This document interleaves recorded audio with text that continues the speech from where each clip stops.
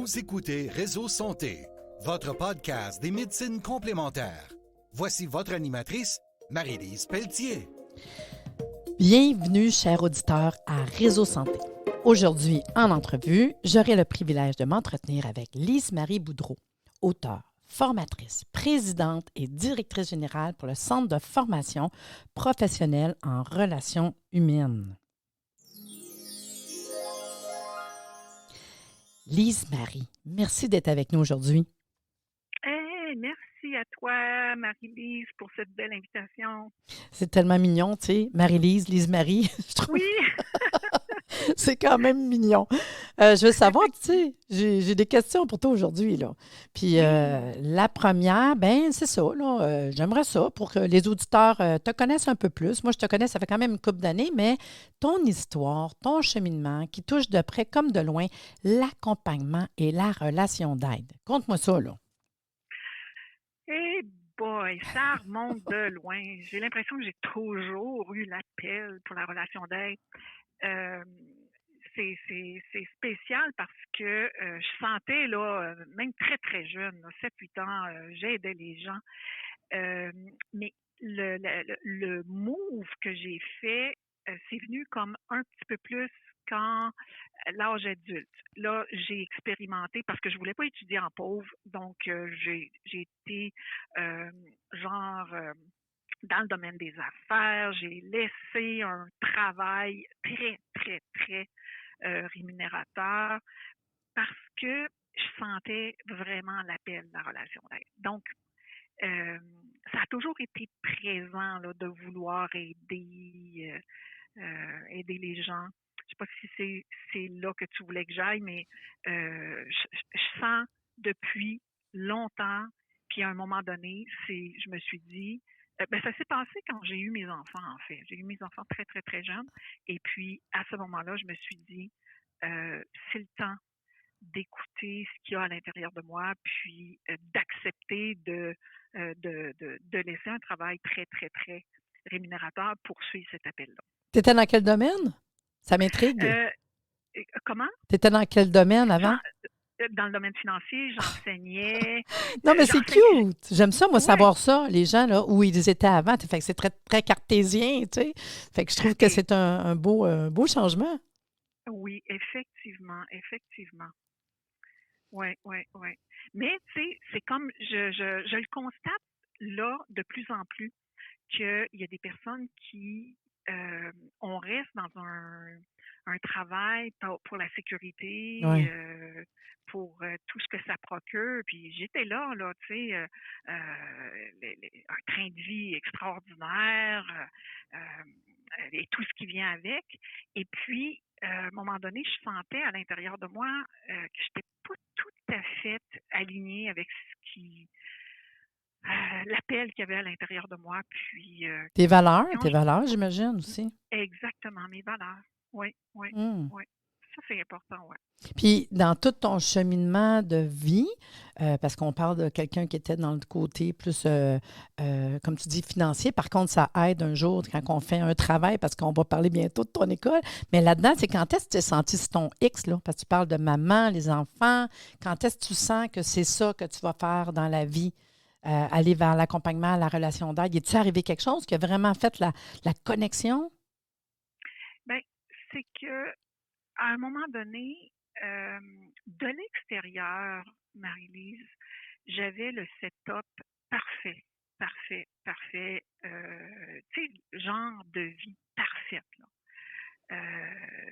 Vie familiale parfaite, situation financière parfaite et super famille, les amis, réussite professionnelle.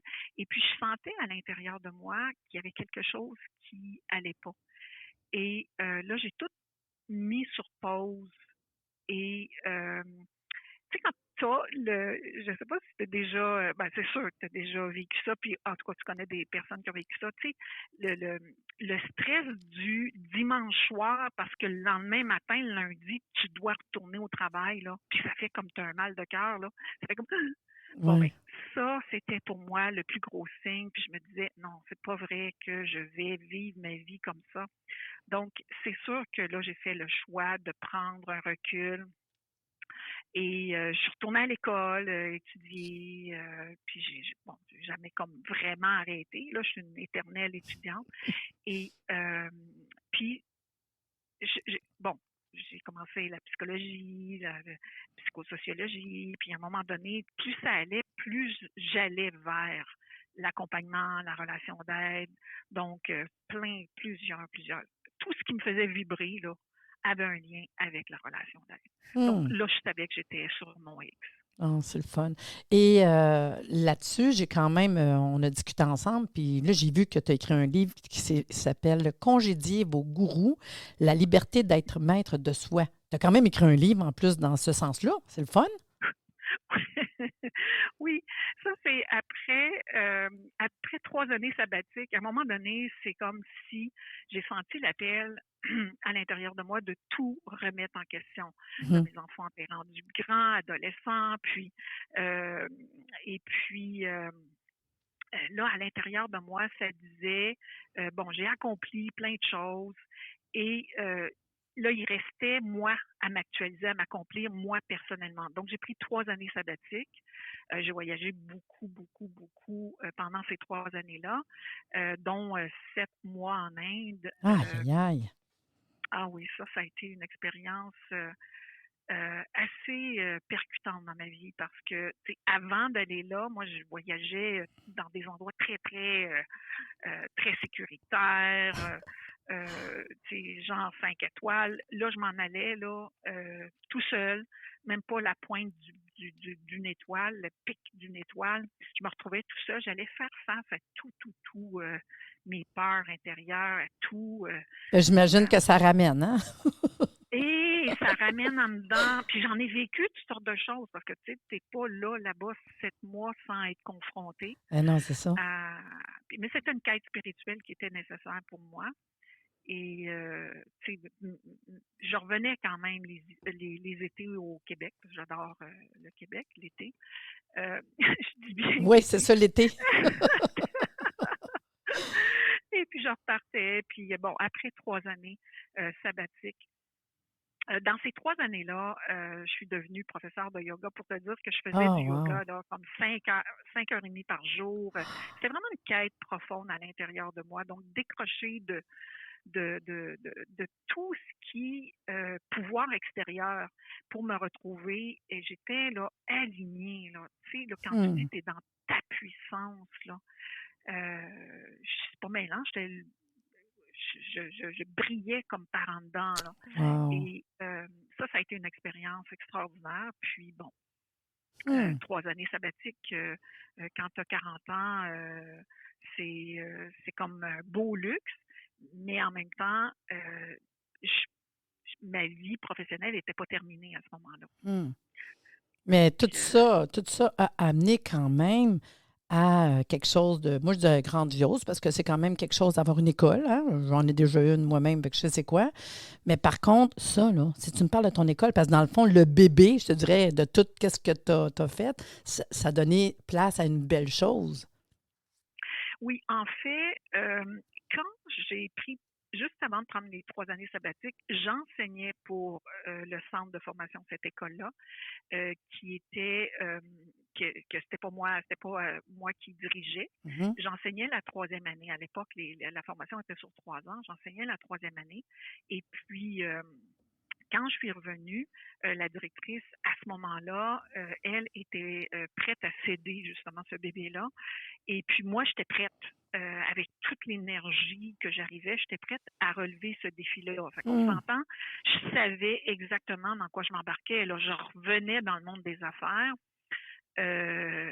Puis il y avait à l'intérieur de moi cette conscience-là que quand tu passes 3 années à méditer, à être complètement décroché en quelque sorte d'à peu près tous les systèmes, euh, et puis que tu reviens dans le monde des affaires, je savais que j'allais faire face à la dualité entre les deux polarités. Euh, Et ce que j'ai fait, c'est que je me suis pris un coach spirituel et un coach professionnel pour m'accompagner les premières années à rester dans l'équilibre, de ne pas me perdre. Donc, c'est d'ailleurs pour ça que malgré que j'étais très, très, très occupée, parce que quand on dirige une entreprise, c'est comme si on part de zéro, là, Ouais. et je gardais un pied dans mon ancienne vie. Je donnais des cours bénévolement de yoga, comme 5 cours par semaine, pour me garder dans cette spiritualité-là, dans cette profondeur-là.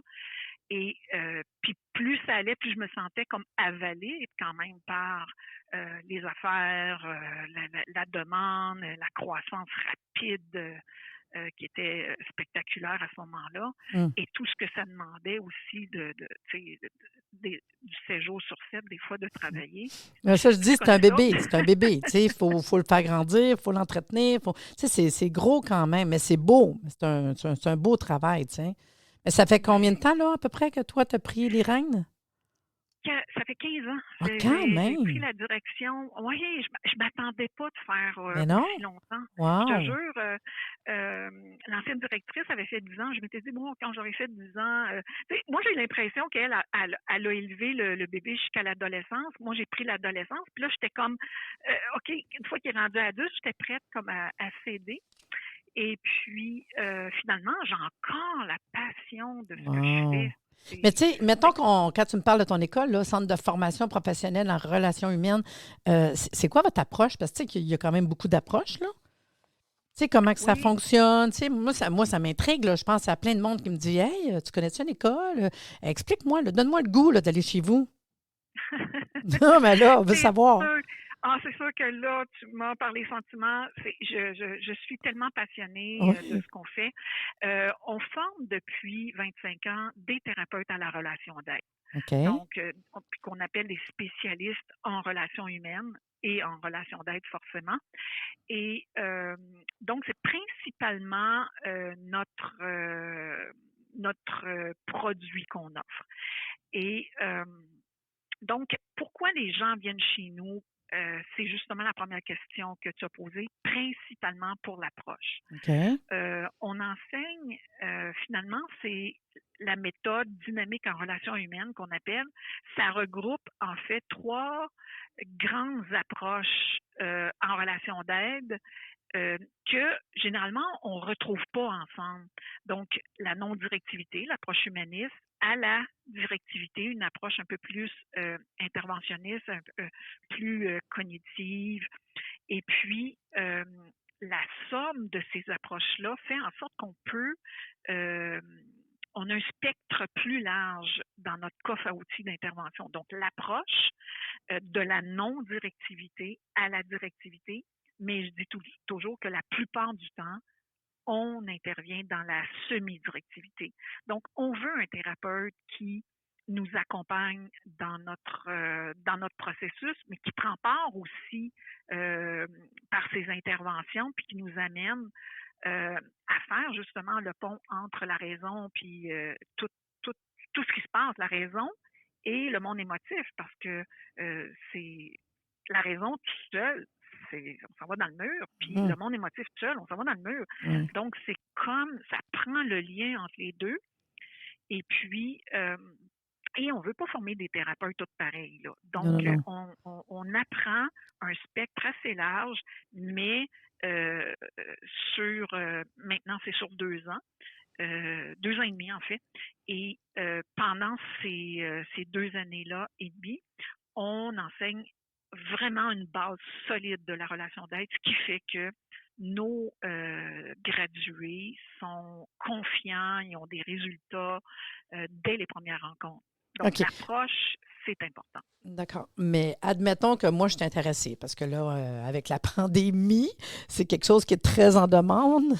Le monde, ils ont besoin. Hein? C'était une année et demie assez difficile, pas mal pour tout le monde. Fait que, mettons que moi, je suis intéressée de dire, hey, peut-être que je ferais d'autres choses, là.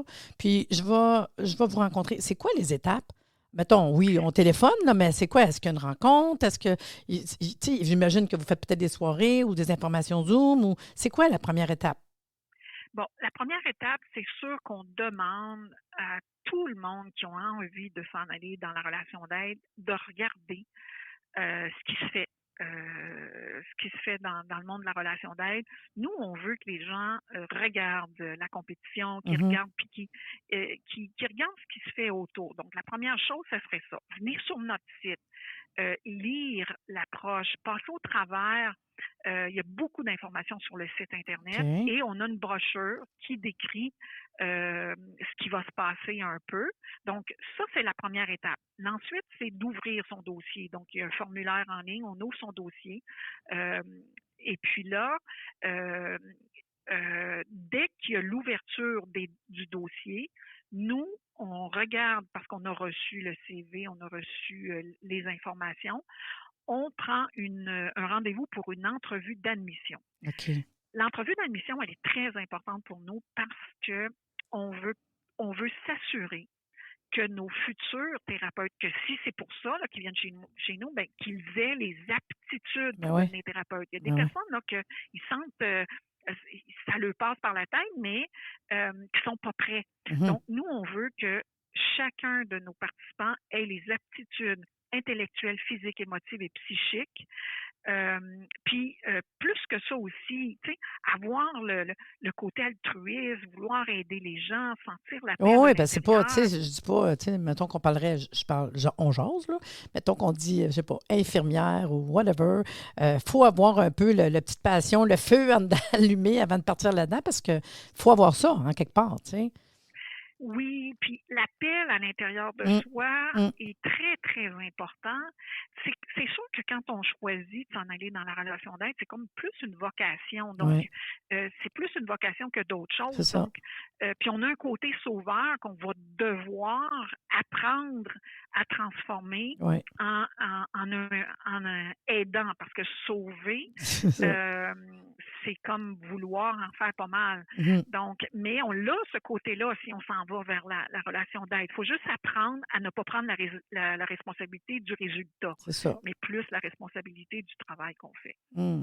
Donc, on regarde sur Internet, on téléphone, on remet tous les documents qui nous demandent comme un CV ou des questionnements, puis après ça, une première rencontre. Après, j'ai ma première rencontre. Admettons que je t'ai accepté. Est-ce qu'on parle de formation Zoom, des formations en classe? Ça fonctionne comment? C'est-tu quand même Ah, du 5 jours semaine? Est-ce que comment que ça fonctionne, les cours? c'est vrai qu'on a beaucoup ces questions-là. Oui.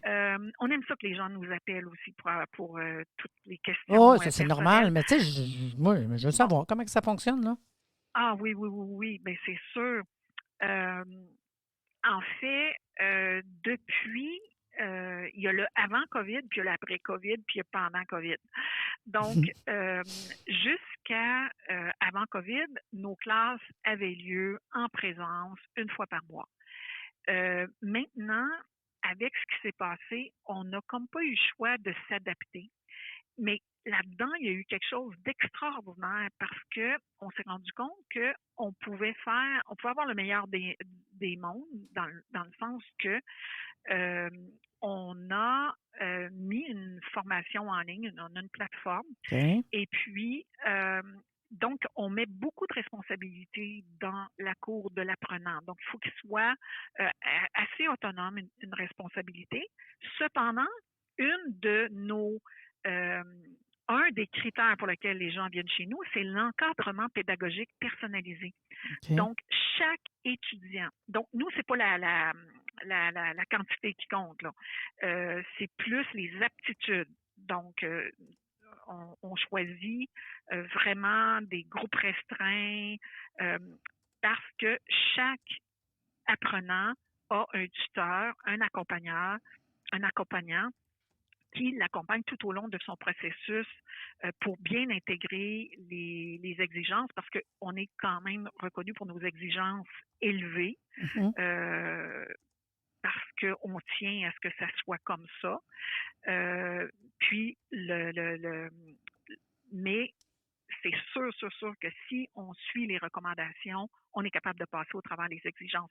Donc, il y a des cours qui vont être au rythme de de l'apprenant, Mhm. mais pas trop long. Tu sais, en chaque nouveau module va être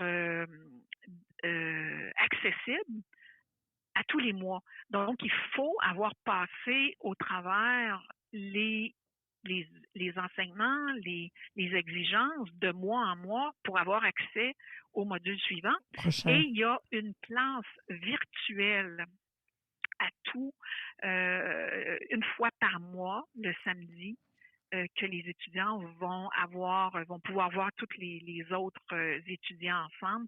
Donc ça, c'est une classe virtuelle live. OK. Et entre ça, il y a des webinaires aussi que les gens vont pouvoir se voir. Puis entre ça, il y a l'apprenant qui apprend par lui-même avec toutes sortes de médiums, des vidéos, du texte, des questionnaires. Fait que c'est quand même actif, c'est pas juste de on lit, puis fait qu'il y a quand même quelque chose d'actif. En plus, Oui, on sent qu'il y a quand même l'effet de groupe, on sent qu'on est soutenu. Tu sais, quand j'écoute qu'est-ce que tu me dis, là, quand même, là, on est quand même bien accompagné. oui, OK, définitivement. ça, c'est le fun. Définitivement, on s'adapte aussi au profil d'apprentissage parce que c'est pas tout le monde qui euh, a le même bagage et Non, la même expérience de l'école. mm, Puis, faut pas se limiter par ça. non. Nous, c'est moins important les diplômes universitaires pour venir chez nous là, que les diplômes de la vie et Ouais. les aptitudes Mm. pour faire de la relation d'aide. Ouais, l'école de la vie, on apprend beaucoup, hein? Et Dis-moi, au niveau de la reconnaissance, votre école, c'est ah, reconnu, ça, j'imagine, c'est sûr? c'est une bonne question. Oui. Ah, c'est sûr que si on est en relation d'aide, on maintient une école de relation d'aide depuis 25 ans, on est reconnu à quelque part. Donc, toutes les bonnes associations reconnaissent notre école. Euh, et puis, donc, nous, à cet effet-là, les gens, quand ils posent cette question-là, ils veulent être assurés Ben oui. qu'ils vont pouvoir pratiquer. Donc, ils peuvent, après, une fois qu'ils sont gradués, faire partie d'une association, de corporation, avoir leurs assurances responsabilités et émettre des reçus d'assurance. Puis en Mais il y vivre a, aussi, tu sais. puis bien en Ben vivre. oui. Euh, ça, à cet effet-là, c'est sûr que on fait des recommandations et puis il y a une partie que la personne qui, avec son diplôme, devra faire pour euh, se vendre ses services. Mais nous, on donne quand même un accompagnement et des recommandations à ce niveau-là Mhm. pour bien en vivre, justement. Et avec tout ce qui se passe, tu sais, même avant le COVID, là, la relation d'aide, là, ça a toujours été dans les 10 métiers de l'avenir. Avec le COVID, ce qui s'est passé et la détresse, puis tout ce l'isolement, tout ce que ça a causé, la demande est tellement grande Mais justement, tu d'arriver. vois, regarde, j'ai une question là-dessus, là, quand je t'écoute, là. Fait qu'on était à l'école, on a tout fait notre formation, on est reconnu, on peut faire des reçus, puis à savoir que, tu sais, les formations, c'est, tu sais, le monde, des fois, il pense pas, là. Tu sais, tu dis, est-ce que je m'embarque là-dedans? C'est déductible d'impôt. Je veux dire, quand on investit, c'est un placement pour notre avenir. Mais là, j'ai terminé.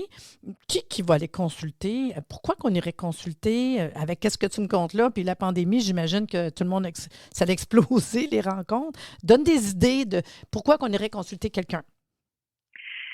Ben, en fait, des fois, c'est juste pour sortir justement de l'isolement, Mhm. de pas rester tout seul. Tu sais, ce qui fait beaucoup de stress et de détresse, c'est de sentir qu'on est tout seul à vivre ce qu'on vit, puis on n'est vraiment pas tout seul à vivre ce qu'on vit. On est si différents, mais si pareil à quelque part. Et, euh, et toutes les occasions sont bonnes pour aller consulter en relation d'aide. Euh, tous les problèmes courants de la vie, on a envie de parler à quelqu'un, on a envie de se confier, d'aller mieux, de ventiler, de libérer les émotions. Actuellement, c'est all dress les émotions qu'on peut vivre avec tout ce qui se passe, tu sais, de l'incompréhension, de la confusion, du Mm. doute, de la colère. On est d'un bord, on est de l'autre. Tu sais, on se comprend plus. Tu sais, dans le Fait fond, tout drame, hein? Moi, je dis tout le temps, là, un drame, puis le drame peut être un drame pour n'importe qui, en fait, là. Mais une séparation, un changement, on voit là, mettons, le monde qui ne fait même plus travailler. Il n'y avait plus d'ouvrage. Ils sont obligés, tu sais, c'est dur tout ce qui a été vécu. Fait que dans le fond, pas mal toutes les raisons de détresse, d'émotion, de drame peut être une bonne raison de consulter. Surtout si des choses sont vécues seules en isolement, je pense que c'est fois pire, d'après moi, là. Oui, puis même ceux qui sont pas dans l'isolement, nos proches, c'est pas les meilleures personnes pour nous accompagner. Des fois, on a Non. justement besoin de ventiler. Mm. Tant mieux si on a une bonne amie qui peut nous écouter, mais souvent, c'est pas les meilleures personnes, les personnes les plus Mm. proches de nous pour à qui se confier, puis à qui avoir un accompagnement thérapeutique pour justement, tu sais, comme déposer les émotions, la confusion, l'incompréhension, des fois juste faire le point. C'est ce qui se passe actuellement, c'est une belle occasion aussi en même temps, quand on n'est pas trop touché par le concret, c'est une belle occasion de remettre en question nos façons de faire. En tout cas, Mm. bref, on a tous été touchés par ça. Mm. Mais comme tu dis, la demande, là, elle est très, très, très, très, très grande. Nous, on a vu la demande autant pour devenir thérapeute que pour avoir des services Ben oui. en relation d'aide. Moi, je peux te dire que, mettons, dans ma vie, à plusieurs reprises, moi, j'ai consulté. C'est des fois, on ne pense pas, puis c'est des bouts de vie, de changement de vie, des choses. Puis aller consulter, des fois, c'est ce que je trouvais ça intéressant, c'est que des fois, on va se faire comme une grosse montagne de quelque chose qui pourrait peut-être se régler facilement, juste avec quelqu'un qui t'amène des clés que, ah ouais, peut-être de même, tu sais. Puis c'est comme donner la main, puis tu regardes, tu pourrais peut-être faire ça. Puis là, ça te fait réfléchir, tu dis, ah ouais, c'est peut-être pas si pire. C'est vrai, je préfère ça. Puis ça nous donne aussi, je trouve, des outils, des fois, de dire, ben go, tu passes à l'action, tu règles ça, tu vas voir ça. Moi, je trouve que c'est une belle manière. En tout cas, Oui, moi, je m'en suis servi à plusieurs reprises, là. J'ai référé, parce que moi, quand je t'écoute, mettons, quand tu parles de la relation d'aide, j'ai référé les clients. Moi, des clients, des fois, qui avaient des conflits, puis je disais, ça ne vous tente pas d'aller consulter quelqu'un, tu sais. Puis j'imagine, quand on prend les cours à votre école, à un moment donné, le monde s'enligne vers, il y en a peut-être qui s'en va vers plus les enfants, plus la gérontologie, plus, parce que j'imagine, chacun a leur couleur aussi, hein, tu sais, à un moment donné. oui, c'est une bonne question que tu abordes là. C'est un bon sujet parce que justement, faire, se démarquer, c'est aussi choisir son créneau. Donc, c'est sûr que l'accompagnement en relation d'aide, la formation de 2 ans et demi permet d'accompagner les personnes adultes, Mm. bon, là, ou les adolescents émancipés, là, parce que maintenant, il y a ça aussi. Mais euh, quand on veut, après ça, se spécialiser, on choisit un créneau et là, on ajoute des cordes à son arc, comme on dit. Mhm. Donc, il y en a qui choisissent d'aller plus vers le couple, il y en a qui choisissent plus d'accompagner les gens vers le deuil ou un accompagnement spirituel. On choisit un peu son créneau en fonction de son histoire de vie aussi. C'est ça. Oui. C'est le fun. Je trouve ça vraiment intéressant. Lise-Marie, on est à la fin de l'émission. Je trouve que ça a passé Déjà, une c'est pas demi-heure, ça. écoute, tellement bien, là. Par contre, tu donnes le goût de m'informer, puis encore plus, peut-être référer des gens, des fois, qui ont le goût d'avoir peut-être un changement de vie, parce que plus ça va, le monde, il se rend en ligne, des fois, dans les carrières, puis on cherche, hein, un moyen. Fait que je trouve que c'est le fun d'avoir échangé, de nous apprendre davantage sur la formation en relation d'aide, que je trouve des fois qu'on ne parle pas tant que ça, puis pourtant, combien de personnes en auraient besoin, autant la consultation, d'aller vers ce genre de thérapie-là au niveau de relation d'aide, tu sais. En tout cas, j'espère que tu as aimé ça, la première entrevue. Oui, oui, beaucoup. Je trouve que ça passe vite. C'est c'est incroyable. Effectivement, je vais revenir.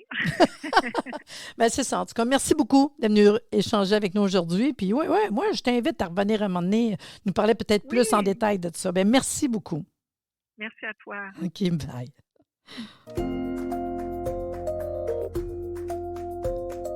J'espère que vous avez apprécié l'entrevue aujourd'hui, puis qu'on va être des nôtres la semaine prochaine. Merci de nous avoir écoutés. Soyez des nôtres tous les mardis à compter de 9h30 pour des entrevues avec un invité différent qui saura vous plaire. Si vous aimez le podcast, abonnez-vous pour être informé et partagez en grand nombre.